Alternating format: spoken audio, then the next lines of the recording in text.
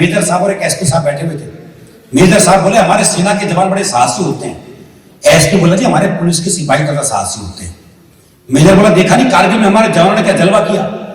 SP बोला जी हमारे सिपाही ऐसे जलवे रोज करते हैं। तो मेजर बोला भाई तुम्हें समझ में नहीं आएगा। तो मेजर ने एक जवान को बोला जवान इधर आओ। बोले हाँ। सामने टीला देख रहे हो? बोले हाँ। बोले भाग के चढ़ जाओ कूद जाओ। साहब जवान भाग के चढ़ाओ कूद गया। तो मेजर बोला एसपी से देखो इसे कहते हैं साहस। एसपी बोला रुको।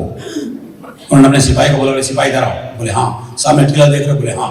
बोले भाग के चढ़ जाओ कूद जाओ। सिपाही बोला सब आपका दिमाग तो नहीं खराब हो गया? तो एसपी बोला मेजर से देखो इसे कहते हैं साहस।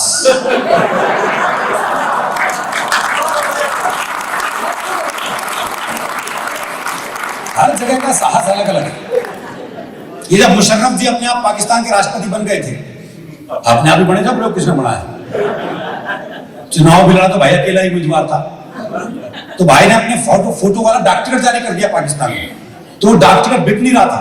तो उन्होंने ऑफिसर को बुला कर क्या बात है टिकट बिक तो नहीं रहा? बोले जी ठीक से चिपकता नहीं है। बोले तो गोंद बढ़िया लगाओ। बोले प्रॉब्लम गोंद की नहीं, लोग थूक दूसरी तरफ लगाते हैं।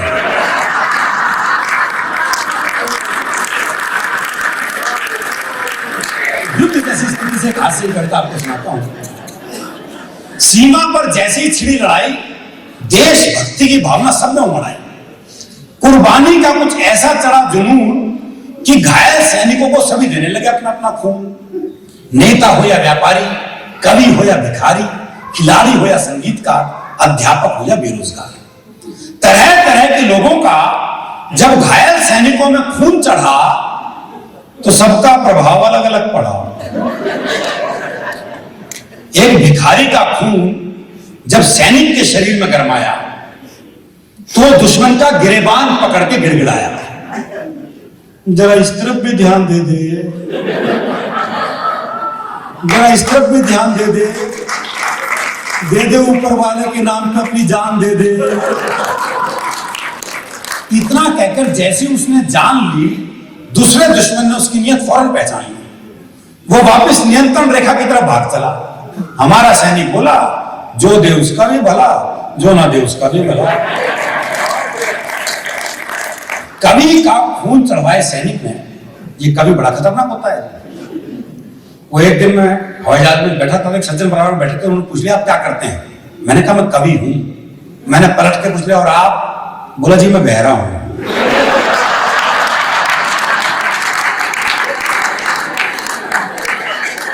कवि का खून चढ़वाए सैनिक ने जब दुश्मन को अपने चुंगल में फंसाया तो दुश्मन गिड़गिड़ाया, माफ कर दो माफ कर दो। सैनिक बोला जाओ तुम्हें माफ किया। इतना कह के पहले तो उसने बंदूक की नाल साफ करने वाले ब्रश से दुश्मन का कान साफ किया। फिर अपनी कविताओं का बारूदी पुलिंदा बंदूक की जगह अपनी जुबान में भरा और दाग दिए 12 दोहे 24 कविताएं 36 चौपाई। और दाग दिए 12 दोहे 24 कविता 36 चौपाई। और जब तक उसके प्राण नहीं निकले उससे तालियां बजवाई।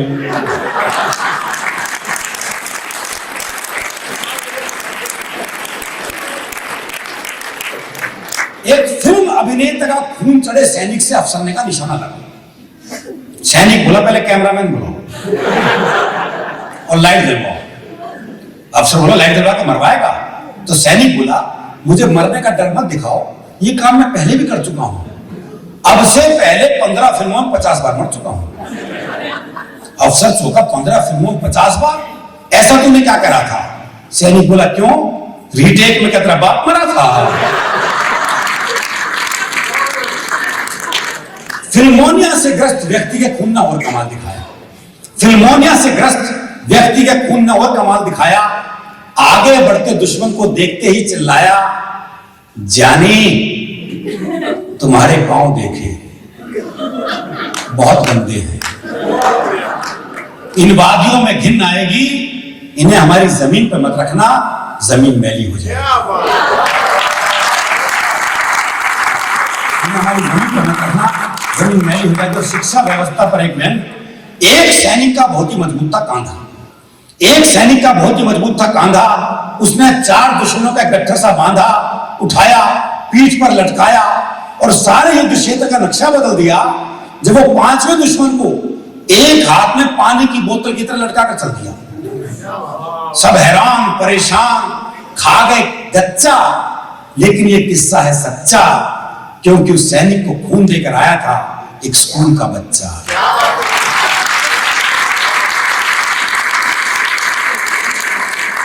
एक सैनिक को गलती से नेता का खून चढ़ गया, बस यहां गलती हो गई।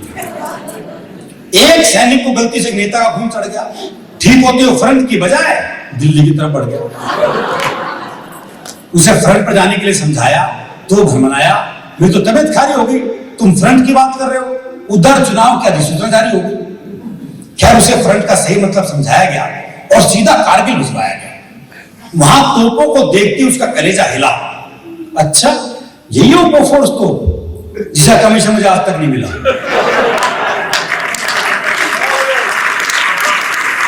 चल छोड़, अभी इस चक्कर में क्या पढ़ना है। फिर अफसर से कहा, अच्छा बताओ मुझे किस चुनाव क्षेत्र से लड़ना है। अफसर ने कहा द्रास। बोला क्या कहा, मद्रास? मुझे तो उत्तर भारत में कहीं से लड़ा दो। अफसर गुस्से में बोला, इसे सीधा टाइगर हिल पे चढ़ा दो, इसे सीधा टाइगर हिल पे चढ़ा दो। वो सिरफिरा चढ़ते चढ़ते कई बार गिरा। इस दृश्य का आप लोग आनंद लें। वो सिरफिरा चढ़ते चढ़ते कई बार गिरा, जहां भी दो चार सैनिक दिखे वहीं रस्सी छोड़ दे और वोट मांगने के लिए दोनों हाथ जोड़ दे। वोट मांगने के लिए दोनों हाथ जोड़ दे। खैर सारे रास्ते उसने खूब वायदे किए, खूब आश्वासन दिए, खूब भाषण मिलाया और इसीलिए टाइगर हिल पे चढ़ ही नहीं पाया। वो तो शुक्र है इसी दौरान बंदों की लड़ाई, वरना पता नहीं क्या बोल खिलाता भाई। और कविता की सबसे महत्वपूर्ण और अंतिम पंक्ति आप तक पहुंचा रहा हूं, वरना पता नहीं क्या गुल खिलाता भाई। लेकिन मैं कहता हूं कुछ ऐसा इंतजाम हो जाए, नेताओं का खून सैनिकों को नहीं बल्कि सैनिकों का खून नेताओं को चढ़ाया जाए। कुछ ऐसा इंतजाम हो जाए, नेताओं का खून सैनिकों को नहीं बल्कि सैनिकों का खून नेताओं को चढ़वाया जाए, ताकि उनमें भी भारत मां के सच्चे सपूतों का रक्त हो।